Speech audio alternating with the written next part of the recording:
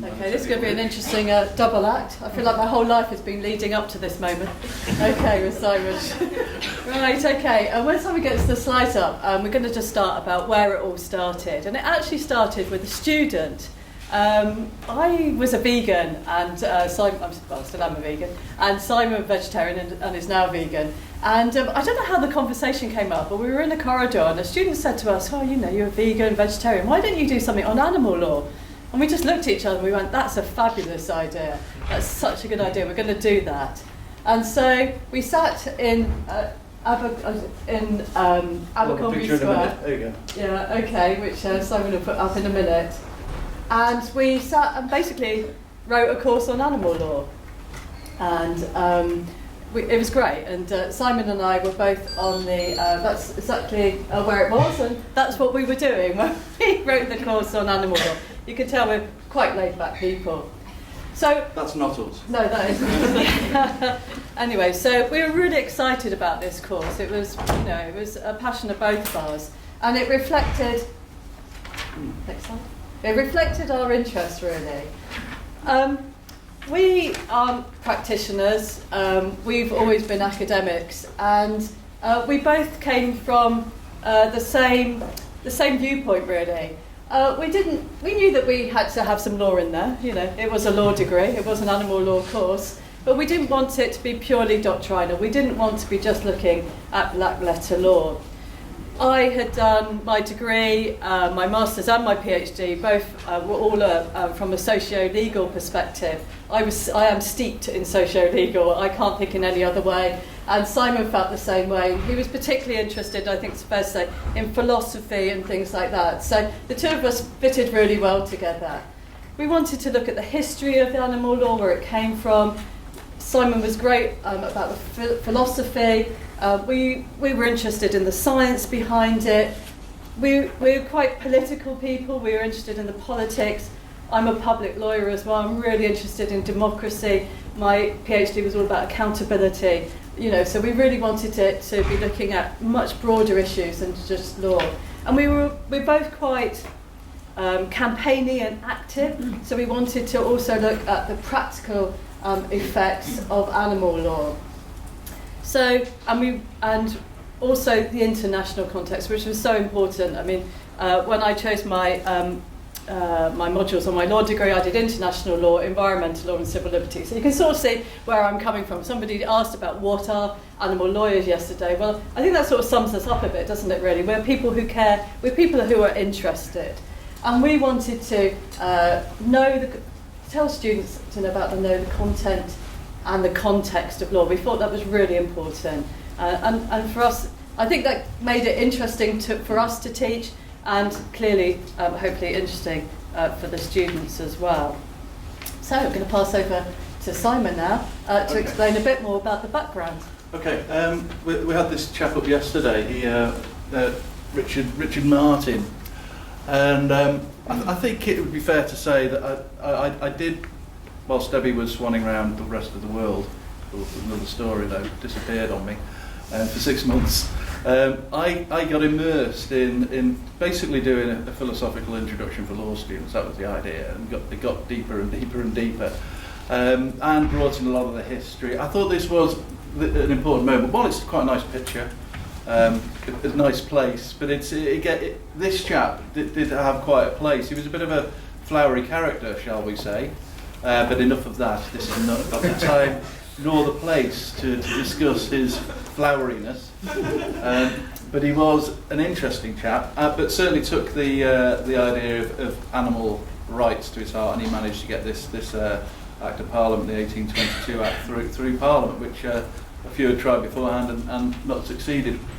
But I put this here mainly because this idea of the context was really important to both of us. That as educationalists, animal law, as we saw it, we did see it as an area, as a subject, as a distinct thing, needed a context which was more than just looking at black letter law and how that works. There is a place for that, and I think yesterday we had some really good talks on people looking at the animal welfare legislation, and you need that black letter approach, and we're lawyers after all. But the animal law, because of what it is and how many animals it affects, and it is worldwide, it is global. If you look at a lot of the problems of humankind, they are, a lot of them, interrelated. Just simple figures which are fairly frightening, like 56 billion animals slaughtered for food, and that's a rough, low estimate. Problems with whaling, all those kind of things. They show you how much it is a big global problem, and this is largely historic, partly philosophical, immersed in science as well, and that needs to be a part of education, I consider, and both of us agreed right from the start that this would be the bedrock of this kind of approach. So it's just an illustration, the Richard Martin is just an illustration of how you can approach the whole subject of animal law. This is what animal law looks like now. And what we're going to do here is basically just look at what we're doing and how we do it. But the main second part of this talk, we're going to be looking at really where it goes from now, because this is unique, apart from the fact it's the second conference.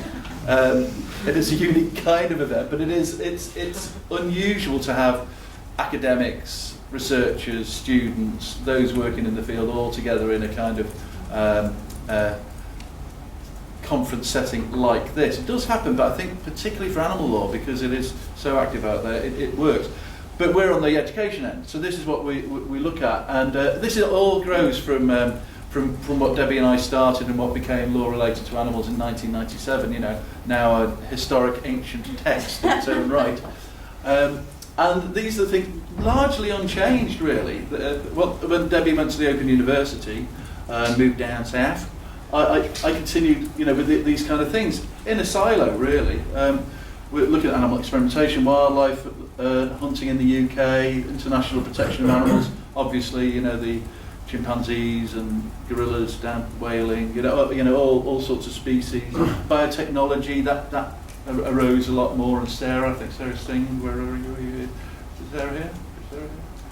There she was doing quite a bit on the biotechnology for a while she was here. EU and animal welfare, and obviously Brexit, whatever that is.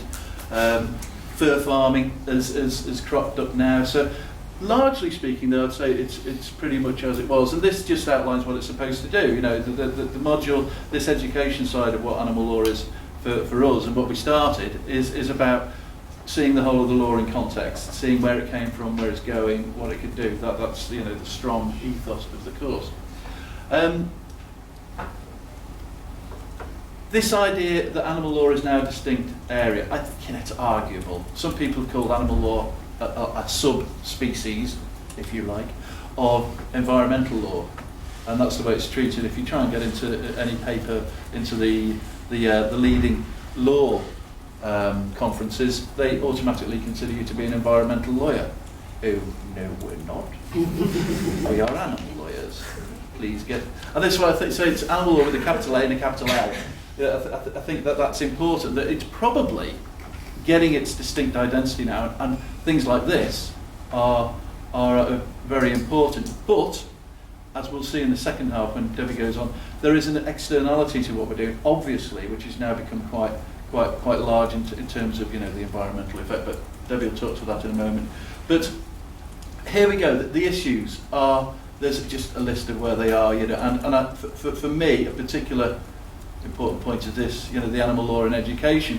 I mean, how do we do it? Who does it? Is it law schools? Is this for lawyers? It's an animal law conference, but there's a lot of people here who are not lawyers and don't like the idea of being considered to be lawyers at all. But we all interact with the law. Where should we be teaching this? And how, I think, is a big issue for education, not just at the higher education level, but also at secondary education, and some of my students have suggested down at primary school level as well, but more of that in a moment.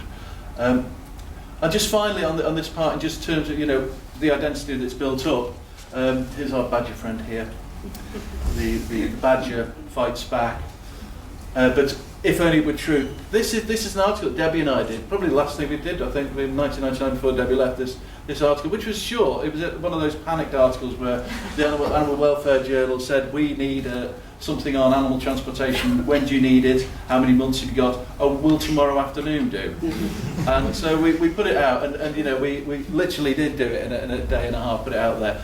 And it was just about the the transportation of animals going, from, it could be from the north of Scotland right down to southern Spain, diabolical treatment. So it was put out there, but it was in a particular style because it was a short piece. Now this is what I thought would be a good thing to introduce to students, a different way of writing, because animal law does interact with outside. It is about writing articles, it's about communicating with people, not just people in academia. So this style, and this is what a student did, Martin Shields, a few years ago, I just picked it, his was quite good. Students are asked to do that as their first assessment, so they do it in article style, and they comment, and I think this is where it draws in this idea of what animal law is, to make comment on things that are happening, which is very unlawyerish. Lawyers are usually asked to rely on the ancient doctrines, previous cases, precedent. If you have an opinion, you are slapped quite hard in some law schools. People don't like it. We've all lawyers have been through law school, know what it's like, can't have an opinion. You are encouraged later on to do it, but I think it's the core of what this is about. How do you feel about these areas? They are so emotive and they are so appalling in some cases. You have to think about it. So that is the assessment and how that works. Just before we go on to the future, where are we now? Since 1997, when Debs and I finished law related to animals, well, I suppose we might all have individual feelings about what animal law is now, how well we've done since 1997. There are some areas that have changed, some good, some bad. We just picked out a few here, fox hunting and badgers. Well, okay, we've got the Act. Just to pick out that as an example, we've got the Act, the Fox Hunting Act. What a tremendous success that's been, or has it? It's not. Some say it is, and there are arguments, and believe you me, all you need to have is a group of animal lawyers in the same room and you will have an argument of some sort. We've seen it, we all have our particular ways of looking at this, and that we are quite a diverse group, which is its strength and can be its weakness, because people have a lot of competing views about that one. Badgers, where did that one come from? We didn't see that coming, the badger call. It goes on, and it goes on, despite all the evidence. Anybody who's done animal law with me now will be steeped in the statistics of whether this works. It's an absolute sham. It's a disgrace. And yet it continues. So is that better protection? And yet we have, more protection for wild animals in legislation. So it's quite unusual. Sentience. The sentience argument goes on. It looks like that's been lost now. Is that right? It's been put on hold, gone. It was part of the new Sentencing Act, but it's been separated from it. Whether they do it or not, I don't know. It's everything is on hold. Everything in our lives is on hold because of Brexit. But it has begun a debate in UK law about this idea of personhood and animals as sentient creatures, which is good, which has taken it into a different kind of level beyond just welfare. We would argue. Whaling, well, it's held since 1986, but now Japan's pulled out of the IWC, and planning large-scale commercial whaling. That is not good. So that loose federation, if you like, of countries, some of which don't even whale, is collapsing. Experiments on animals, more experiments now than there were in 1997. But is there better protection? Well, there's ethics committees now, but it's not as strong as it could be. And if animal numbers are increasing, that's not good. However, chimpanzees aren't experimented in the EU. So it's changed there. Domestic animals, we do have some protection there. The Dangerous Dogs Act was in place, but there is more protection. Circus animals, circus animal ban. Agriculture, probably, I think this takes us to where Debbie's going to be coming from in a moment, in terms of the environmental concerns have overtaken, in many ways, the welfare concerns which have been in place. And fur farming, I think that is a new issue. It was certainly going then, but it is a new, bigger issue for the EU because of the number of fur farming farms. So a mixed picture, I think we'd say, in terms of where the areas are. Is it better or is it worse than it was in 97? A moot point. So, what about the future? Two ways we're going to look at it. I think you'll look at the first one. A nice tree. I love this picture of this tree. It's a lovely tree. Why am I talking about a tree at an animal law conference, you might ask? Trees are very symbolic, aren't they? We talk about tree of knowledge, the tree of life. They are fundamental to our planet, and that's where I'm sort of going to be going to. I I am an environmental lawyer as well as an animal lawyer. And I first became concerned about the environment, I'm very old, in the 1970s when I read a book called A World Without Trees. It was published in 1979. And it basically talked about the destruction of the rainforest and also trees all around the world. It was a little bit pessimistic. It said all the trees in the world would be gone in 20 years, which thankfully that hasn't been the case. But what is true is we are still losing lots and lots of trees, and we've seen recently Brazil and the rainforest and the fires and all of those things. And trees are fundamental to how we're going to solve the problems of the future in relation to climate change, which I'll talk about in a minute. And the book did talk about the greenhouse effect, as it used to be known in the book. It said it may, the loss of tree cover may cause the greenhouse, and we now know that obviously it's fundamental to it. But the conclusion to the book, and it wasn't an academic book, had a thing with the Daily Mail on the front. I mean, it was quite surprising, but anyway, it was an interesting book. But the conclusion said that we had to look at the interests of all of those who tried to protect trees, and that our interests sometimes were pulled in too many different directions, and that the reconciling of all of these interests was the challenge of the past century, and I would argue of this century as well. So fast forward, we're not just talking about trees now, we're obviously talking about the whole of the ecosystem, the planet, however I think you want to describe it. So, so that leads me on. We do have lots of protection generally for the environment. So next slide, yeah. I'm not going to go through them all, but if you want to read it, if you're interested about it, the UN did, in 2017, did a great review of all the sort of litigation on climate change, all the different ways that you could use to try and stop climate change, and it did an analysis of it. Some of those, obviously, we've been very much focused on the issue maybe of rights at the beginning, weren't we? We talked about rights all the time. I from public law, obviously I talked about human rights, but we also talked about animal rights, and then we were talking about moving into environmental rights. I think the movement's maybe moved on from just a focus on rights now, but in relation to law, common law has not been great. I remember when I was doing environmental law, it was supposed to be the great new thing, there were going to be loads of environmental law practices, but the law of tort wasn't strong enough. The neighbourhood principle, the neighbour principle and identification doctrine didn't work. It's not been as useful as we thought it would be.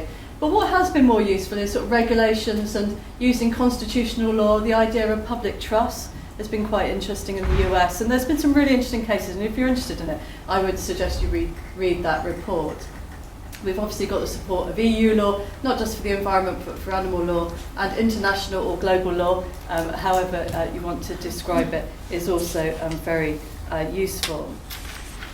So that leads me, this idea of international law and what actually works, to criminal law. Okay. So this is from the Ecocide website. They argue that soft law, things like the Paris Agreement on climate change, doesn't really protect anybody. Too many different interests involved, too watered down. Some of the things that people have been talking about throughout the conference. The civil law based on ownership and commerce really is just there to protect profits and to protect the companies. And that actually what we need to protect society is criminal law, because criminal law can provide us with justice. So the late Polly Higgins in 2010 proposed an amendment to the Rome Statute to have the crime of ecocide. Okay, and ecocide is defined as the extensive damage to or destruction of ecosystems of a given territory, whether by human agency or by other causes, to such an extent that peaceful enjoyment by the inhabitants of that territory have been or will be severely diminished. Okay, this is from the Ecocide website, so if you're interested, obviously you can look at it in more detail.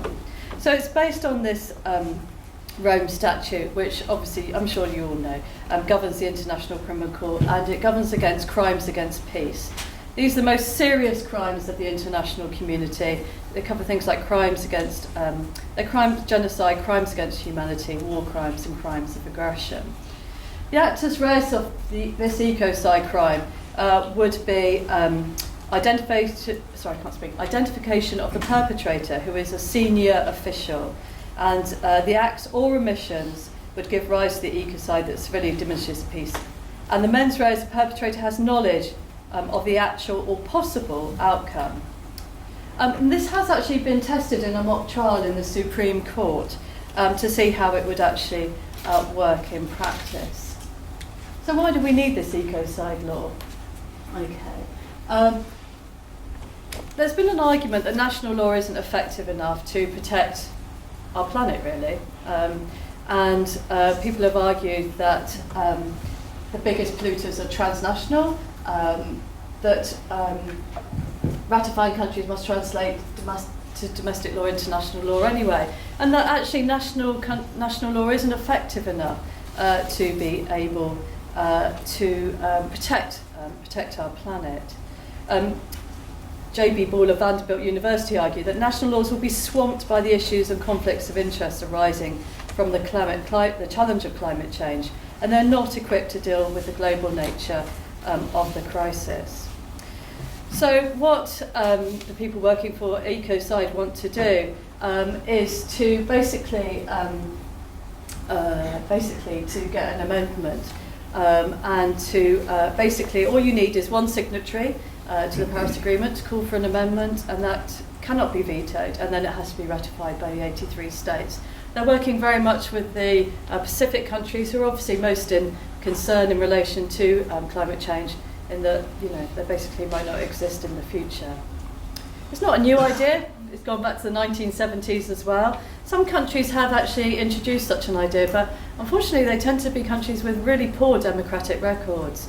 And part of the sort of campaign really is to say that the law needs, as we all know, effective enforcement, an independent judiciary, and a respect for the rule of law. So obviously right down my street, public law.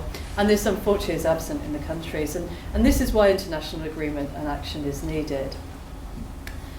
And I think the most powerful thing that it says on the website, and is quite important, is why we need it is it provides a legal tool by criminalising a moral wrong. And in that way we actually prevent legal wrongs. It gives those speaking out the support of the law, but to make it worthwhile we need openness and transparency in decision making. So why am I talking about this in an animal law conference? Obviously I'm really interested in it, but that's just my personal thing. But I think a change of the law in this way, to look at a global crime called ecocide, provides us not just with a moral change, but also it changes legal norms and legal norms. And this can help us in our sort of practical implementation of law and policy. It can also help us take a wider view of the issues, which is something we always have to do. I've got a dog.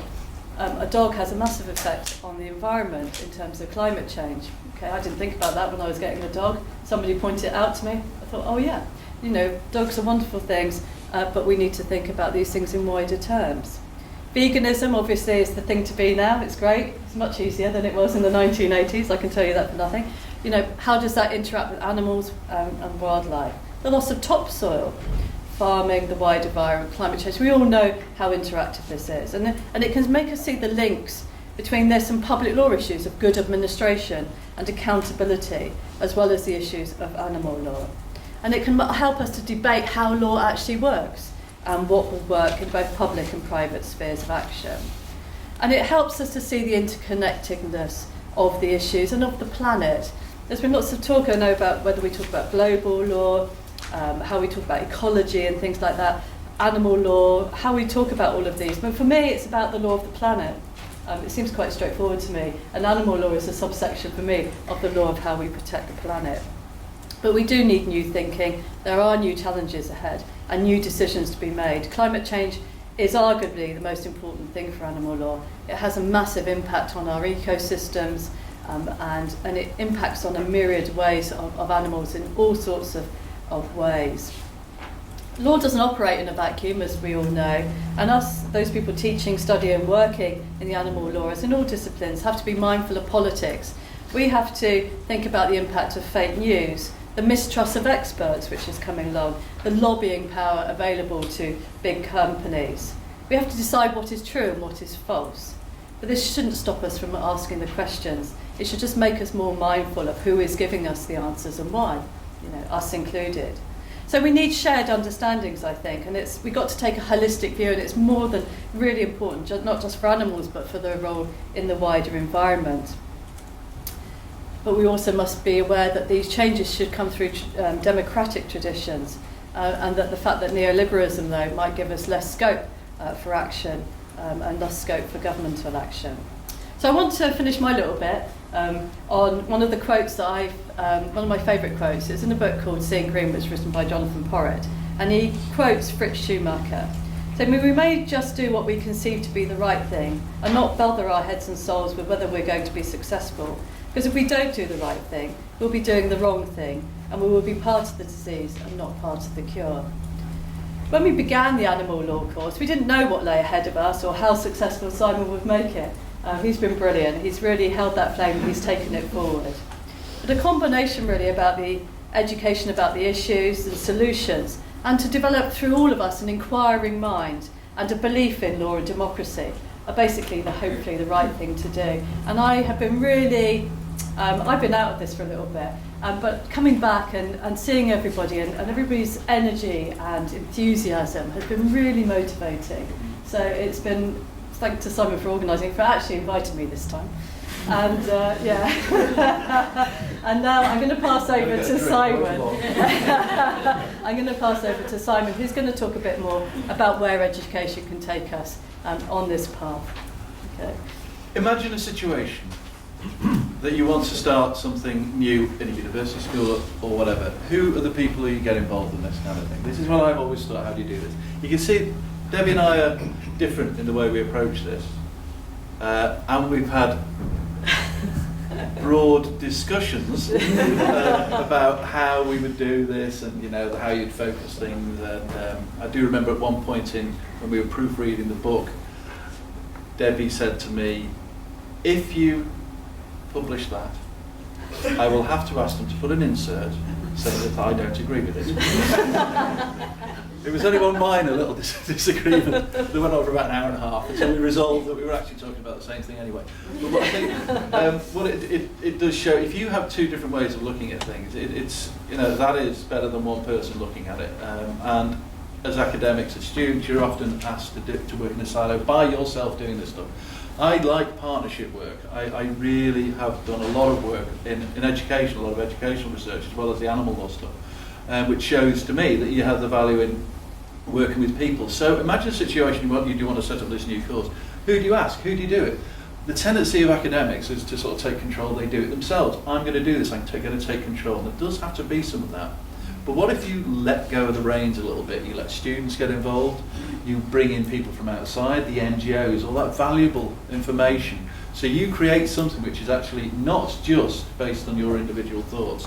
This is, I think, the way in which this particular subject and the way this conference is framed is the way that animal law might go or could go if we accept a few educational norms within it, if you want to get the message across.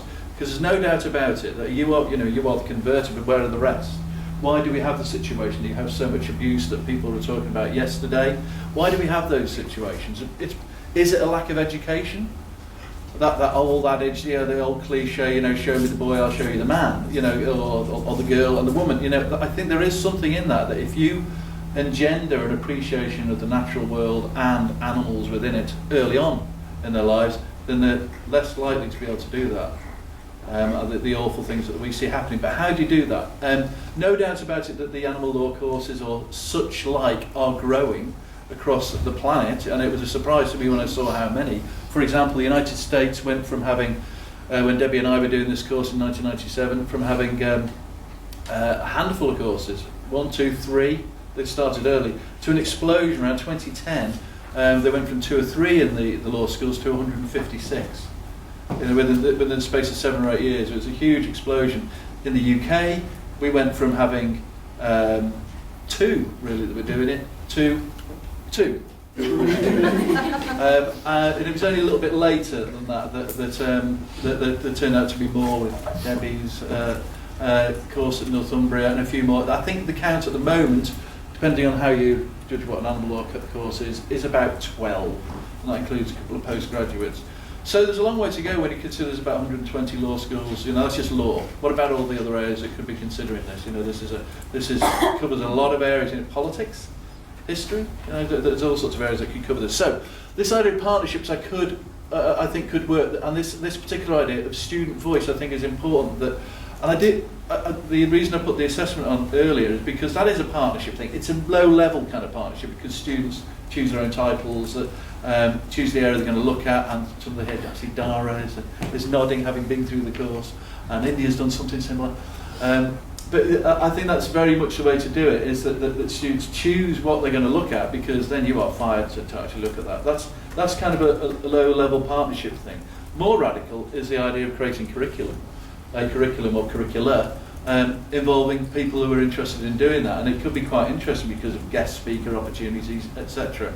But it requires quite an open door kind of policy. But I do think it is important. And also, I know that here at John Moores, I had a chap yesterday. I should have brought the poster. Saw what we were doing, and he's in the media school, and he just happens to have filmed a mule abuse and their lives film in I think it's Ecuador. Nepal, yeah. Nepal. So he sent me an email again this morning, says he wants to look at how we can create some sort of thing together. I don't know how that would work, but it's quite an exciting idea to do that, because he's very much into the same idea as we are here, across discipline boundaries. That's one area that I think we should be open to. The idea of partnership working either with students who create their own way of navigating through a particular area of animal law, or through the actual creation of curricula, which is quite a high-level partnership. And I think that's worthy of exploration. But we're animal law people. It's going to require an openness to look at this kind of work. Some really good examples of it. The second element of this is the effect of how are we doing for time, by the way? 5 minutes. 5 minutes. Is that including questions or not including questions?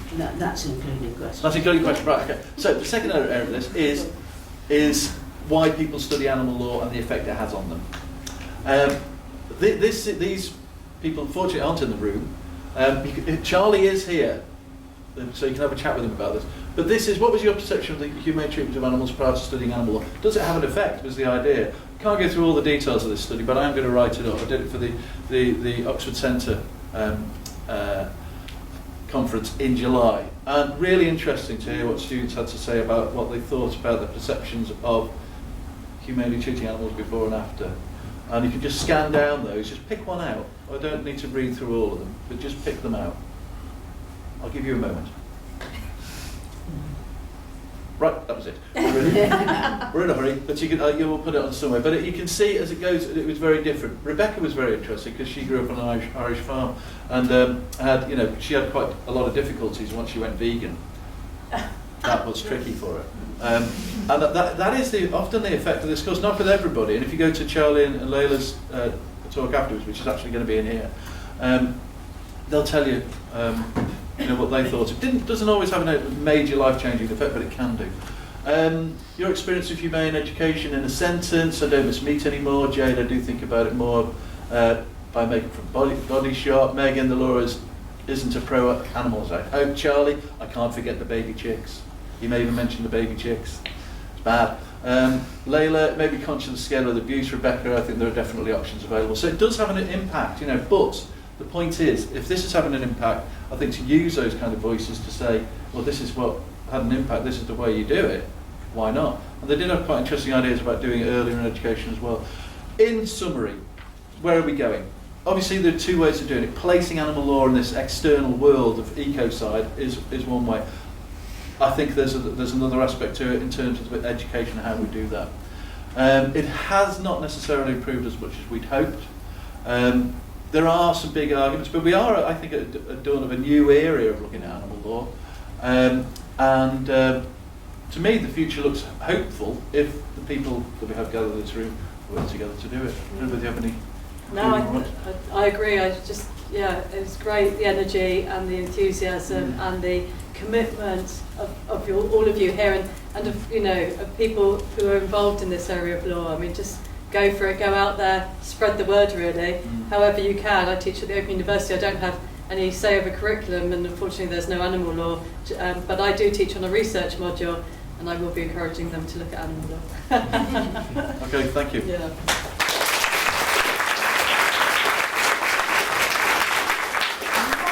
We've got time for a quick couple of questions. Anybody want to ask a question? One here. Yeah. I had a quick one for you, Debbie. And the definition of ecocide that was in the statute you referred to, I saw that it talked about inhabitants. I was wondering if that included animal inhabitants. Yeah, it basically is a view of the world as an ecosystem. Really, it does include all inhabitants. Yeah, it's not anthropocentric. It's not just people. No. Anybody else? Anything else? So your book was, I think, so influential and everything. If you were writing it now, or if you were thinking about revising it, do you think it would look really different? You know, just when you talked about the picture being so mixed. I don't think it'd be massive. It's funny because I had a look at it again. I dusted the cobwebs off it and had a look at it, and some of it would, I mean, the law is to a certain extent, but a lot of it is actually still really relevant. We were looking at the wider issues. I mean, obviously things have moved on, and the philosophy and all the things that people are working on here are really interesting. We would have to take that into account. But I think the general thrust of it would be hopefully not too much, because I am trying to persuade Simon to do, hopefully we will do a new version. And hopefully it won't be too much work. So hopefully we won't have to change too much. It was a life-changing experience doing it, because it took so bloody long to do it. It was incredibly difficult, you know, and I counted up the sources of 400 or 500 sources, you know, that we used. But I think, to answer the question, it would look different. You know, the thinking has moved on. You know, feminist theory in terms of, I think, is really interesting. But for the philosophy, for example, biotechnology's moved on, agriculture, but you know, they've all moved on. However, there is a lot there. You can't change the great writing, you know, in my view, of what people said, even, you know, as far back as the ancient Greeks and Bentham and Hume. They wrote some fantastically insightful stuff upon which the whole of human thought is based. So I think that goes in, because that gives us the bedrock, the way we think about the philosophy of why we are doing what we are doing is absolutely crucial. And it explains why we're doing it, and it enables us to explain it better to those who don't understand why we're doing this.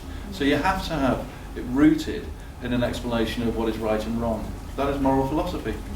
And there is fantastic writers. So I think the idea was for us not to rewrite moral philosophy, but to use it to explain why there are things you can look at in the way that animals are treated, which are entirely and utterly wrong. Those things that we know within our hearts and minds to be wrong, but it gives you the tools to explain it. There are new ideas as well, aren't there? I mean, you was mentioning sort of like all the genetic things. I mean, there are suggestions to sort of get around climate change in terms of sort of genetic things that are going to happen to the environment and to animals, and they raise massive issues and questions as well about, you know, how we try.